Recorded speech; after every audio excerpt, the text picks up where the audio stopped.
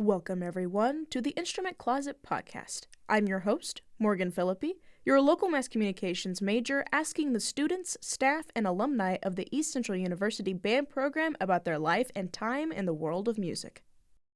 Today, we are starting off with the one and only director of the East Central University Band Program, Dr. Nicholaus Meyers. Dr. Meyers, a native of Georgia, is currently the director of bands and head over percussion, as well as the chair of the Department of Performing Arts at East Central University in Ada, Oklahoma.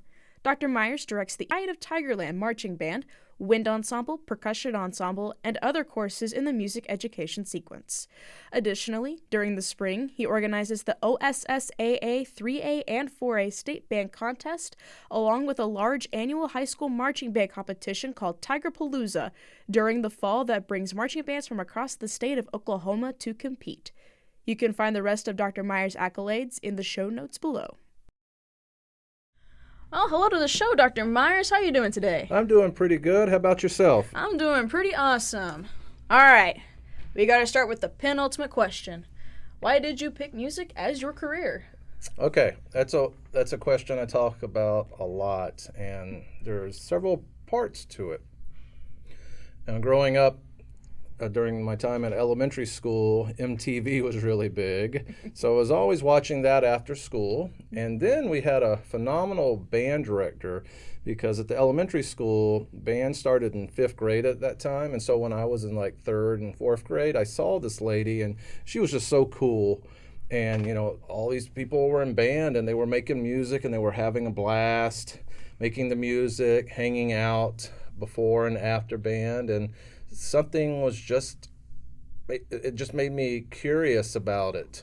From seeing the band at school, you know, MTV was such a big thing back in the 80s, and then just, you know, driving around, and my parents constantly had music on the radio, and all these items just consistently were going through my head, and I was like, I want to do something with music. I didn't know what I wanted to do. I just knew music was a path that I wanted to go. And so when I was young, naturally that idea of being in a rock band came first because of the popularity. But then when I got into middle school, I joined middle school band because the lady who was at my elementary school became the middle school band director. And again, she was just so cool. And we all loved her, and I joined band. Then I ended up in high school, and I said, well, you know what, I want to go to college to be a music major. I still didn't know if I wanted to be a teacher or a performer. I just knew I had to go along that path to get to the next level. And then, you know, after my bachelor's degree, I continued on with education and performing and playing, and it got me to the point where I am today. All right. You had mentioned in your bio that you also compose music. So what's your process when you're like coming up with an idea to compose, and then your process of composing and getting it together? All right, yes, composing is a big part of what I do. I started probably when I was in my 2nd year of my undergrad. I started just dabbling around on paper and sitting at the piano like most people do, coming up with some ideas. And then I started taking some more formal lessons to help with that. Of course, you know, as a music major, we take theory, we take counterpoint to help with the framework of how a composition is based, form and analysis, classes like that. And again, I was playing in the orchestra, and I had such a love for film music. And I said, ooh, that sounds like something I would love to do, because, you know, you go and see these big movies and they have these epic soundtracks. So that kind of jumped me into that. And so you had to learn a little bit about orchestration, you know, what each instrument can and can't do or maybe shouldn't do. And then eventually the ability of levels. You have to understand what you're doing for a middle school group or a high school group or a professional group. And over the last 20 plus years, I've composed in different ways. I still like sitting at the piano with a manuscript paper and a pencil and playing on the piano and writing it out with pencil. To me, that's a really it benefits me that way, because I can pen to paper is a lot easier than me composing within Finale, which I still do. Finale is my prominent music notation software. In Finale, I've written pieces exclusively, but I just like being able to go to manuscript very quickly, be able to edit. And there's just something about that classical way of doing it. But everybody is different. You have to find what works for you. I will say I am not a fan of listening to everything through Finale, because that can give you a false sense of what your piece is going to sound like. Because, we grew up with really rinky-dinky sounds in Finale, and now they're a lot better. And you can really produce a recording from Finale, Sibelius, other programs that sound close to what a live orchestra. And then kind of go with what you said, how do I start? Sometimes I have an idea in my head that I can immediately put on paper. Other times I search. It's also based around feelings, have I been happy or sad at that point, or what the person commissioning the work wants it for. They say, like one of my latest, the guy said, he's like, I want you to write a sad percussion ensemble piece. So I had to think about, okay, how does that sound in the percussion ensemble? What can I do to bring that to life, along with the title that I ended up giving the work? So there's several ways to go about it, and it has evolved quite a bit over the last 20 years and will continue to evolve, just based around my thought process or how I feel that day or what's in front of me. Because I can sit outside in my car and write music, or I can sit at the computer and write music. It's just different ways, and I urge students to try different things versus going one direction, which kind of leaves you in a box. And you have posted your music on Spotify and iTunes, that's correct? Yes, Spotify and iTunes, and I believe some other platforms out there as well. You can easily Google my name or in a composition. SoundCloud too. Some of those traditional platforms to demonstrate my music. All right. So the upcoming band concert at East Central University, tell us a little bit about it. All right, we're taking a different path on this concert. Traditionally, we'll do some lengthy pieces, some large standards, like the last concert during the fall 23 semester.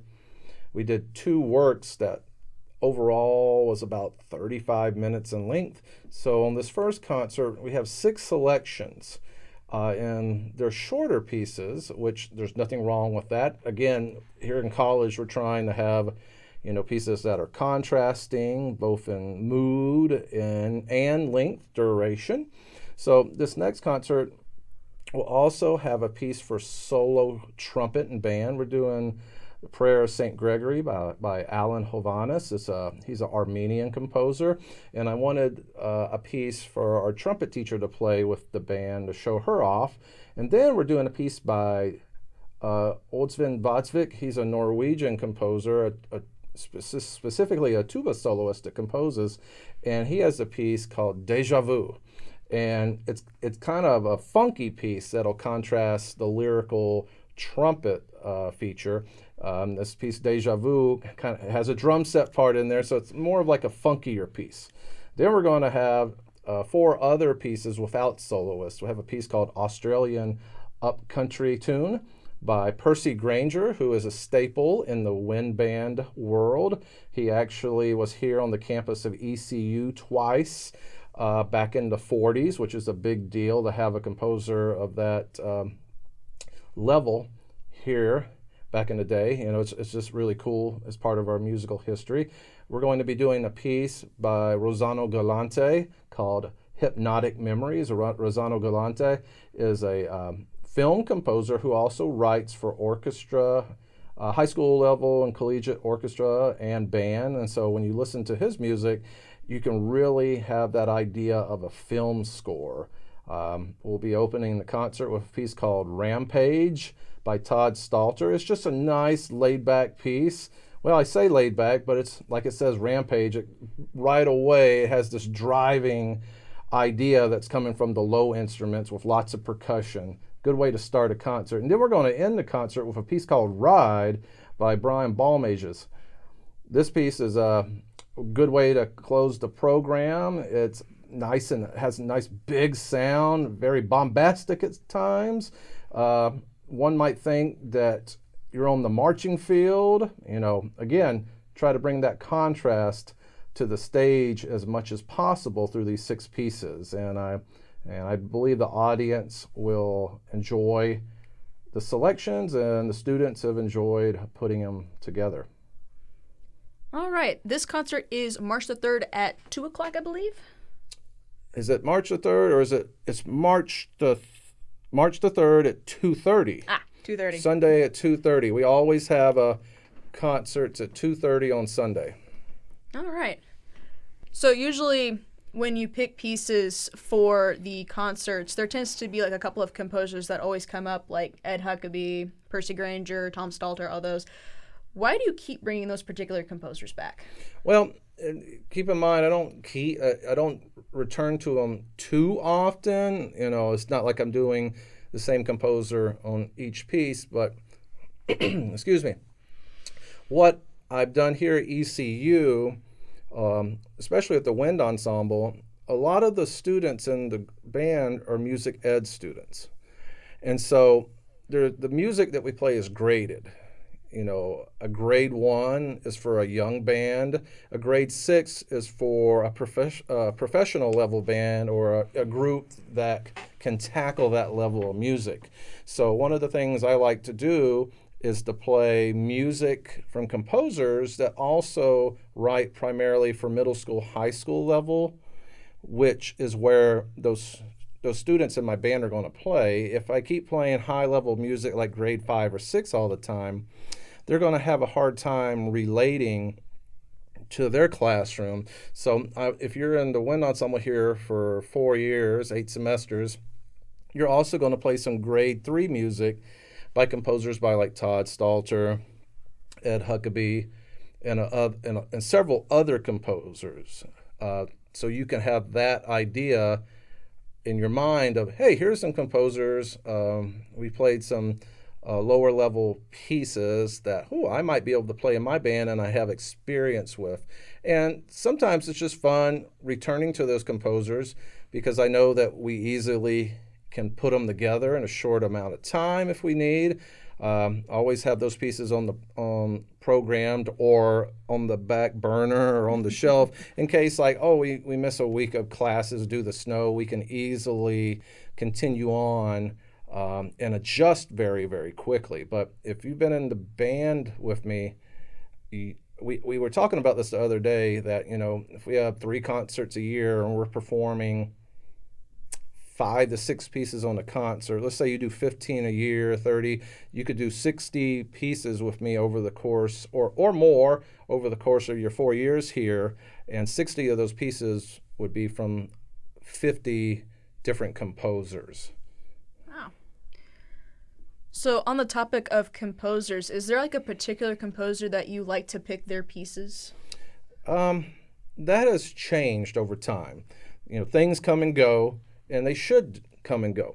And depending on where you grow up in America, you're going to have a lot of specific composers, meaning I remember I grew up in Georgia, so we played a lot of David Holsinger's music and Alfred Reed because he was down in Florida. And then, here in Oklahoma, we have composers like Ed Huckabee, Roland Barrett, and some David Gorham, other composers who are from the area. So you see a lot of the regional stuff coming up that's very attractive to the band directors in the area. So over time, I've gone through different periods where it's for this 3 or 5 year period, I go, I'm really into this composer, but I got to be careful because what can happen is you can get stuck on one composer and you keep playing his or her music over and over again, and you're leaving out a lot of other people who are phenomenal composers. So you have to remember that. Yes, I could do a piece by certain composers on every concert, but I have to hold back because it's not about me always. And we want to get that variety out to the students. So again, we can sit here all day and talk about wind band composers and how they come, especially we have a lot of new and younger composers coming out, and so Sometimes I want to see what their music is doing, but I never forget our standards. Just because a piece was written 50 years ago doesn't mean we need to say, oh, it's old. Nope. It's still as important as anything else. Just like people go to concerts to see Beethoven all the time, and that man lived over 200 years ago. All right. So over time, the composers I have chosen has fluctuated, and it also is based around the ability of the ensemble. Right? Some composers are really well known for writing certain graded lit, and some are really good at 2/3. Some are 3/4, 4/5, 5/6. So that also plays into consideration as well. All right. Going on to the topic of handling band ensembles, how do you handle when a band starts to fall apart during a concert? Because that has got to be difficult. During a concert, I've been fortunate. I have never had a band that has stopped, or what we call, like fall on their face. I've never had to restart a piece. And I've had friends, and I've seen stuff in contests and concerts where the weirdest thing just happened. Sometimes the biggest thing for me over my life conducting is a student got behind on the beat and had to alter it really quickly to get back on, or a percussionist dropped something in the back, or somebody goes, oh, I don't have page 2 of the 3 pages I need, and they're scurrying around. But I've been very fortunate that I've never had a concert or a selection fall apart or split to the point where it was just a gap.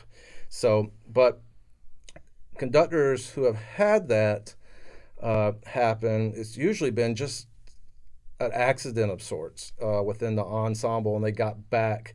But I've seen, like I said, I've seen some high schools where they were really off immediately, then they would just stop and restart it. And things happen sometimes. I mean, we're all human. The biggest thing is for everybody in the group to try to figure out what's going on and get back on. And a lot of times things will work themselves out, and your audience a lot of times won't even know that you had a hiccup unless you show it and all that. Or they just really, really know the piece. And I don't know too many people go to concerts to go, oh, I'm waiting for them to mess up. They're more like cheering you on and be like, all right, this sounds really great. And if something happens, they're like, oh, I hope that resolves itself, or it gets better, so they can enjoy the piece. So, but I've heard horror stories and stuff, but I've been very fortunate. And of course, if you know your part well enough, that really helps both on the band side and the conductor side if something were to happen. All right. So on that, about how important would you say, like, sight reading a brand new ensemble piece as an ensemble, not by yourself, but as an ensemble? Like, how important is that to you? Sight reading is very important. Like you said, like sight reading as an ensemble is an art. Sight reading as an individual is an art as well. Being able to put that music out for the first time and read through it, sight read it, is a great experience. And you only get really like one shot to sight read the piece. And, that's where all those fundamentals, your experience comes into play, because I'm putting that new music out there and you're seeing the same notes you've seen before. And you'll see the majority of the rhythms. Now, if it's a newer contemporary piece, you might see some funky rhythms or some sort of aleatoric notation that you really aren't familiar with. And those can trip you up, but part of it is like you just got to go for it. That's part of what makes sight reading special. It's like turn it into a game, and a game that you're going to score high at, versus like, oh, this is new, I don't know if I can do that. Oh, you're just going to set yourself up for failure. If we're all together, we're following the conductor, and we know how to count, let's turn it into a challenge of what can we do from our initial first viewing of this piece. And it's really important. And you can tell bands that who sight reads as an ensemble. Here at the school, we play so much literature that we're constantly having that new idea. Because, we can play a game here at ECU where like we can pass out a piece and we're going to go, all right, we got 30, 35 minutes to work on this. Let's see how far we can go in that period of time. And once you sight read it and then you leave the 30 minutes later, we're able to dive into it rather quickly and leave feeling like we're in a good place to come back the next day. And who doesn't like looking at something for the first time and going, wow, we really played that. I got those notes. I got those rhythms. It makes you feel really good. And if you ever want to be a professional, you have to sight read. There is no taking your time to learn the part. You've got to be able to jump in and really, really do it justice right away, because there's sometimes as a professional, we show up and we sight read something, rehearse it a little bit, have a break, and then there's a concert. There's no going home. You've got to have those chops and that ability right up front. Yeah. So East Central University has done a couple of first debut pieces. So when you get a piece, because I'm assuming that there's pretty much no pre-recording except for maybe a MIDI version of it, how do you go about dissecting the score, figuring out which parts you really need to bring out when your ensemble is first reading it? Talk about that process. Okay. So here at ECU, we're very fortunate in the spring. Almost every semester, we premiered a new work, if not 2 new works on a concert. So maybe 6 to 8 new works the students have been part of here. And that in itself is a really neat experience, being able to bring something to life that nobody has ever heard. And the majority of the time, I'll get the score. And of course, like you said, I'll get a workup or a MIDI recording of the piece to kind of help guide me through it. But also, a conductor also has to look at the music itself. And this comes from oral skills. I can look at the page and I know what the melody sounds like without having to go to the piano. What might be tough is how the chords respond. And that can be me sitting at the piano, playing them out, or listen to a MIDI recording. And so I get right to work, from step one, from what is the key? What is the time signature?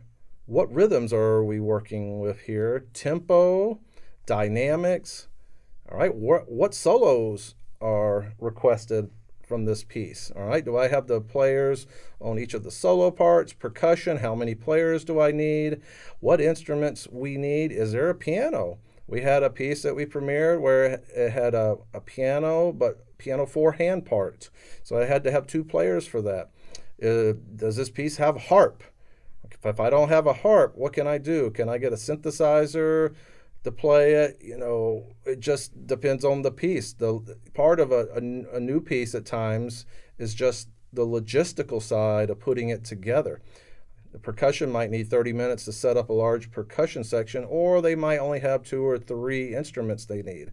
And then I go to work in my office, sitting there, either listen to the MIDI or just a metronome going, and I'm conducting through it. I'm singing the parts. Now then I go to town marking up my score, any tempo changes, any tonal center change, or AKA change of key, time signature changes. So I'm marking the score for me, so it'll help me in preparing the score, because that's going to help the ensemble. If I don't know the score of the music, I can't answer the questions. I can't conduct the piece accurately enough, because there isn't anything for us to go off. There is no live recording, so we are it. And that's one of the things that's beautiful about it, because we're presenting this and I'm looking at the score and I'm trying to portray what the composer wants as much as possible. And I'll talk to them through email or the phone. Some of them really like to be invested in it, and some go, hey, I want to see what you do with the piece. And then the students, that can be tricky for them, because they're like, there is no recording. I'm not sure how this goes. And it's well, that's part of the learning process. Something new, something original that we get to present for the first time to an audience. And that's really neat for the students here to be able to do. Yeah. And our final question for today, what has your teaching experience been like here at East Central University? This is my 6th year here at ECU, and my experience has been really, really good.